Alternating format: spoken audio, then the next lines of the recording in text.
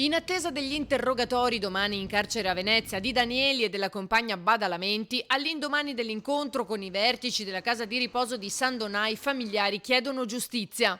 C'è dolore e rabbia tra i familiari degli ospiti qui nella casa di riposo monumento ai caduti di San Donà di Piave, ma anche la speranza che chi ha commesso questi pesanti maltrattamenti nei confronti degli anziani paghi come merita. Non si può tornare indietro, ormai la cosa è successa, hanno preso atto di quello che è successo e hanno preso dei provvedimenti adesso che è successa.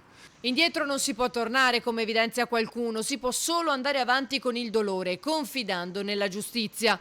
Nell'incontro tante le domande senza risposta, troppe, in primis perché ci si sia mossi solo adesso, quando invece più di qualcuno sostiene di aver segnalato anomalie già da tempo. Questa persona che si è lamentata, che ha spostato la propria cara in un'altra struttura, diceva che aveva già segnalato la cosa, che succedevano delle cose anomale e che non è stato preso in considerazione. In molti parlano di omertà, così come il GIP scrive nell'ordinanza. La reiterazione, si legge, risultava favorita da un sostanziale clima di omertà, anche da parte degli operatori non direttamente coinvolti, ma consapevoli di ciò che succede.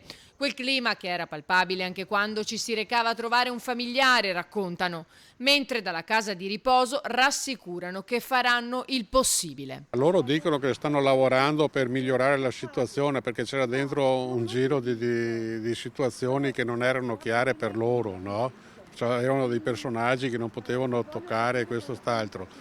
Ma tutto sommato adesso loro si stanno dando da fare per sistemare la cosa.